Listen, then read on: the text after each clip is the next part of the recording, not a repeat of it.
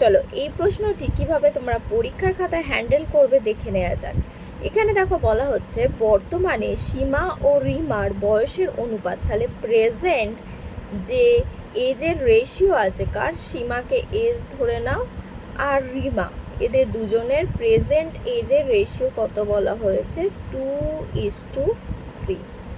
বলছে সীমা রিমার থেকে 6 বছরের ছোট। তাহলে এখান থেকে আমরা বুঝতে পারছি কে ছোট, এই সীমা হচ্ছে ছোট। ক বছরের ছোট, রিমার থেকে 6 বছরের ছোট। নেক্সট বলছে 6 বছর পরে, মানে আফটার 6 ইয়ার, এটা তো প্রেজেন্ট। এখান থেকে যদি আমরা 6 বছর পরে যাই, সেখানে গিয়ে সীমা এবং রিমার যে এজের রেশিও বা অনুপাত সেটা কত সেটা বের করতে বলেছে। আচ্ছা একটা কথা তোমরা আমাকে বলো, যে কেউ যদি 6 বছর আজকে ছোট থাকে কারোর থেকে, সে তো 6 বছর সারা জীবন ছোট থাকবে। যেরকম তুমি তোমার দাদার থেকে যদি আজ 6 বছর ছোট থাকো, তাহলে যত বছর পরই হোক না কেন, হয় সেটা 40 বছর পরে, তুমি কিন্তু সেই 6 বছরই ছোট থাকবে।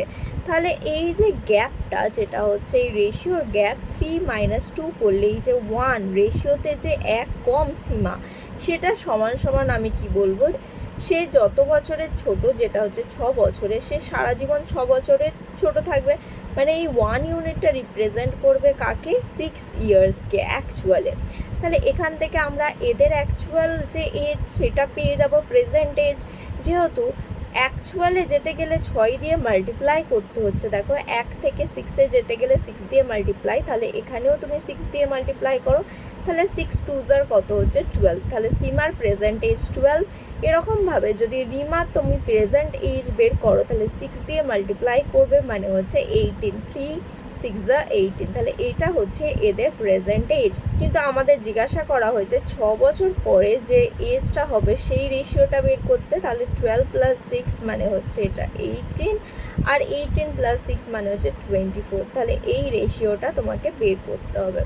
দেখো এটা 6 দিয়ে কাটা যাচ্ছে, কত, 6 3 18, আর এটা 6 4 24, মানে 3:4। অপশন নাম্বার 3 হয়ে যাবে তোমাদের কারেক্ট আনসার। তোমাদের যদি এই ভিডিওর কন্টেন্ট ভালো লেগে থাকে আর আগামী দিনে এরকম অসাধারণ ক্লাস পেতে চাও, তাহলে অবশ্যই যুক্ত হও গণিত বিজয়ের সাথে। দেখা হচ্ছে পরবর্তী ভিডিওতে আরও এরকম অসাধারণ ট্রিক নিয়ে। সঙ্গে থাকো, শিখতে থাকো।